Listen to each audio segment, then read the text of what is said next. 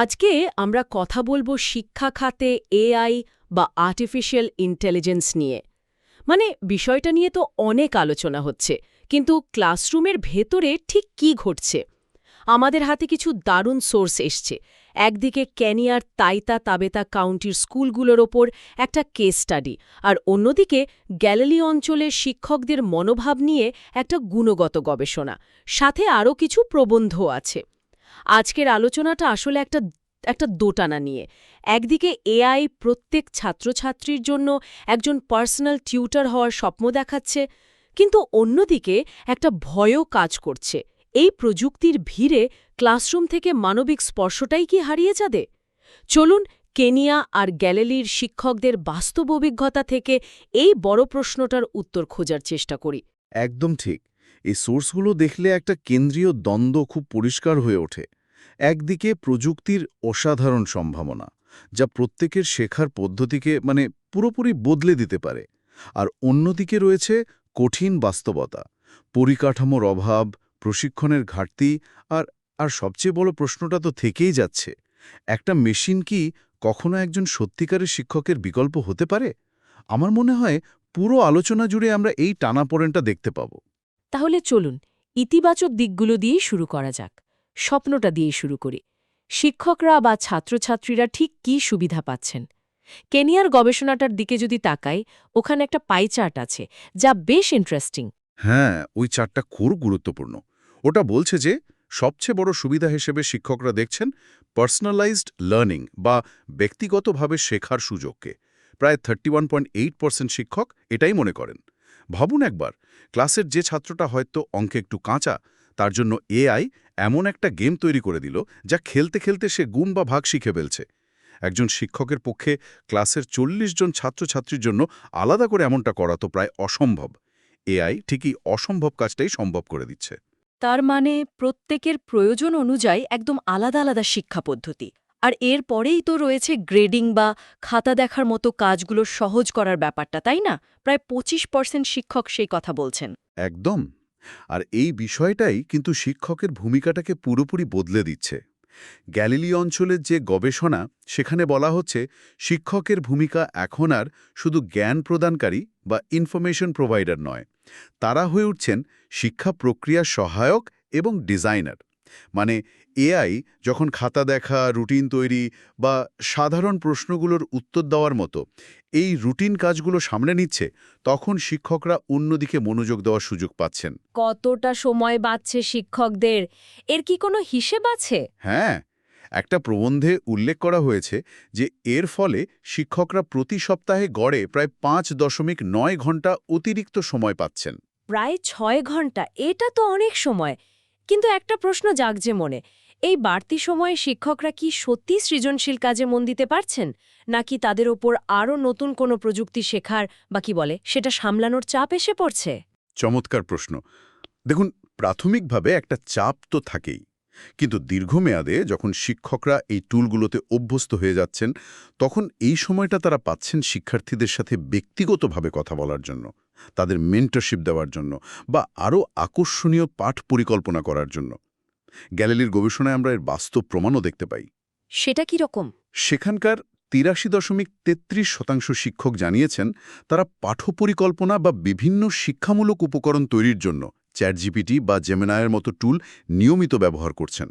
ভাবুন তো, একজন ইতিহাসের শিক্ষক ক্যানভা এআই ব্যবহার করে সুলতানি আমলের কোনো স্থাপত্যের একটি ছবি মুহূর্তের মধ্যে তৈরি করে ফেলছেন, যা আগে হয়তো ইন্টারনেটে খুঁজে পাওয়াই যেত না। অথবা ধরুন, বিজ্ঞানের শিক্ষক ফেট সিমুলেশন দিয়ে পরমাণুর গঠন এমনভাবে দেখাচ্ছেন যা ব্ল্যাকবোর্ডে আঁকা প্রায় অসম্ভব। প্রযুক্তি এভাবেই ক্লাসকে জীবন্ত করে তুলছে। এটা তো গেল শিক্ষকদের দিকটা। আচ্ছা, ছাত্রছাত্রীদের উপরের প্রভাবটা কেমন? তারা কি বিষয়গুলো আরও ভালোভাবে বুঝতে পারছে? হ্যাঁ, এবং তারও পরিসংখ্যান আছে।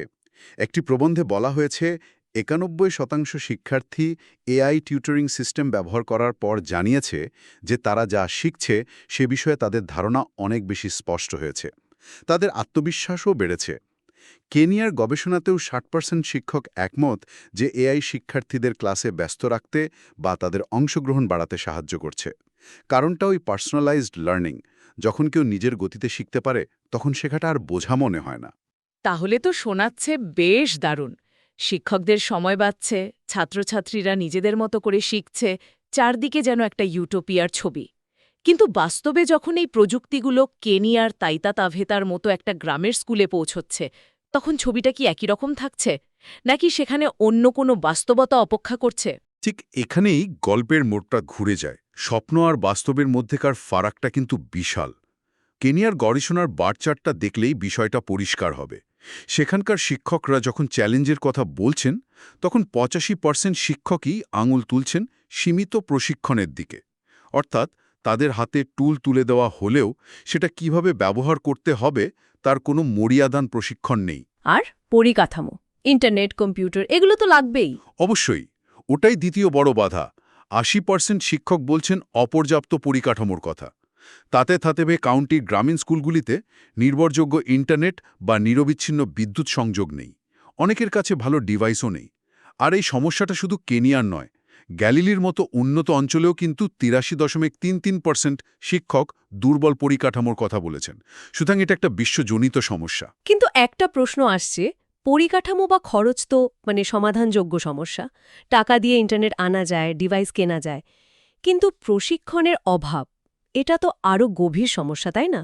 এটা তো মানসিকতার বদলের প্রশ্ন। একদম ঠিক ধরেছেন।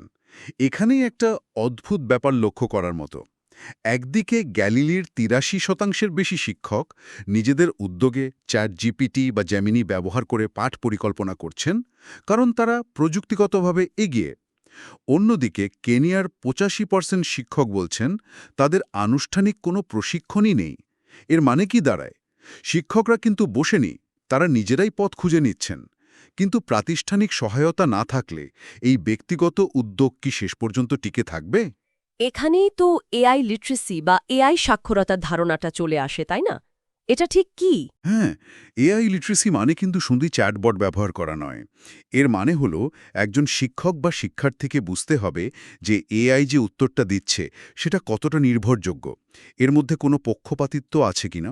যেমন ধরুন, ইতিহাসের কোনো প্রশ্নের উত্তরে এআই যদি কোনো একটি নির্দিষ্ট রাজনৈতিক দৃষ্টিভঙ্গি তুলে ধরে, সেটা চিনে ফেলার ক্ষমতাই হলো এআই সাক্ষরতা। শুধু টুল ব্যবহার করতে জানাটাই যথেষ্ট নয়, সেটিকে সমালোচনামূলক এবং নৈতিকভাবে ব্যবহার করার দক্ষতা থাকাটা জরুরি। আর এই প্রশিক্ষণটাই অনুপস্থিত।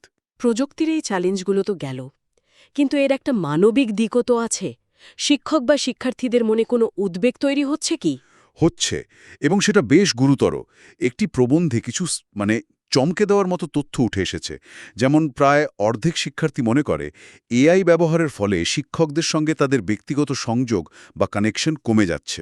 আবার 71% শিক্ষক জানিয়েছেন শিক্ষার্থীরা এআই ব্যবহার করে হোমওয়ার্ক করছে কিনা তা যাচাই করতে গিয়ে তাদের উপর অতিরিক্ত চাপ তৈরি হচ্ছে। মাত্র 6%। এর মানে কি বেশিরভাগ শিক্ষক প্রযুক্তিকে ভয় পাচ্ছেন, নাকি তারা এর নেতিবাচক প্রভাবগুলো অন্যদের চেয়ে বেশি কাছ থেকে দেখছেন? আমার মনে হয় দুটোই হতে পারে। একদিকে যেমন নতুন প্রযুক্তি নিয়ে একটা স্বাভাবিক ভয় বা সংশয় কাজ করে, তেমনি তারা হয়তো এর অন্ধকার দিকগুলোও দেখছেন। যেমন শিক্ষার্থীরা হয়তো মৌলিক গবেষণার দক্ষতা হারাচ্ছে বা লেখার ক্ষমতা কমে যাচ্ছে। যখন একটা বড় অংশের শিক্ষক বলছেন যে এআই লাভের চেয়ে ক্ষতিই বেশি করছে, তখন বিষয়টাকে হালকাভাবে নেওয়ার কোনো সুযোগ নেই। এটা একটা বড়সড় বিপদ সংকেত। এই পুরো আলোচনাটা আমাদের সেই মূল প্রশ্নে ফিরিয়ে আনছে। এআই কি শেষ পর্যন্ত শিক্ষকদের চাকরিটা কেড়ে নেবে? প্রযুক্তি কি শিক্ষকের বিকল্প হতে পারে? এটাই তো এখন সবচেয়ে বড় বিতর্ক। হ্যাঁ, এবং এই বিতর্কে বেশিরভাগ মতই কিন্তু বিকল্প নয়, পরিপূরক এই যুক্তির পক্ষে। একটি প্রবন্ধে 2024 সালের ওয়ার্ল্ড ইকোনমিক ফোরামের একটি রিপোর্টের কথা বলা হয়েছে। সেখানে 78% বিশেষজ্ঞ মনে করেন এআই শিক্ষকদের কাজকে প্রতিস্থাপন করবে না, বরং তাদের আরও শক্তিশালী করে তুলবে, তাদের সহায়তা করবে।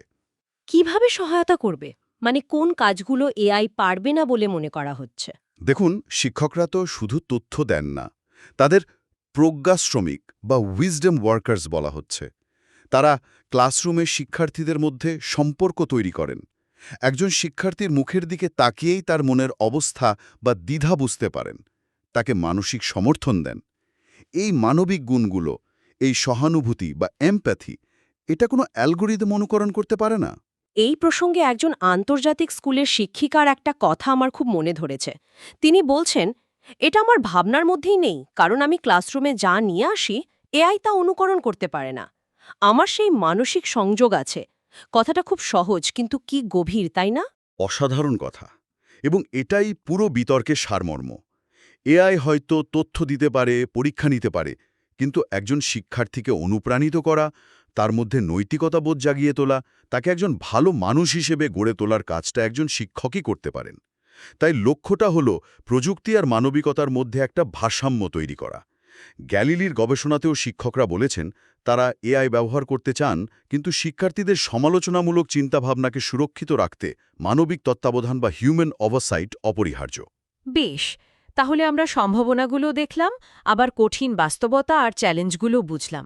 এখন প্রশ্ন হল, ভবিষ্যতের পথটা কি? এই স্বপ্ন আর বাস্তবের মধ্যেকার ব্যবধানটা কমানো যাবে কিভাবে? আমাদের হাতে থাকা সোর্সগুলো থেকে বেশ কিছু স্পষ্ট সুপারিশ উঠে আসছে। এগুলোকে 3টে ভাগে ভাগ করা যেতে পারে: বিনিয়োগ, প্রশিক্ষণ এবং নীতিমালা। প্রথমে বিনিয়োগের কথায় আসা যাক। কেনিয়ার গবেষণাপত্রে সরাসরি বলা হয়েছে আইসিটি পরিকাঠামোতে সরকারি এবং বেসরকারি বিনিয়োগ বাড়াতে হবে। ভালো ইন্টারনেট, কম্পিউটার, স্মার্ট বোর্ড এগুলো ছাড়া ডিজিটাল শিক্ষার কথা ভাবাই যায় না। গ্যালিলির গবেষণাতেও স্থিতিশীল অর্থায়নের ওপর জোর দেওয়া হয়েছে, যাতে স্কুলগুলো দীর্ঘমেয়াদী পরিকল্পনা করতে পারে। আর প্রশিক্ষণ, আমার তো মনে হচ্ছে এটাই সবচেয়ে বড় এবং জরুরি বিষয়।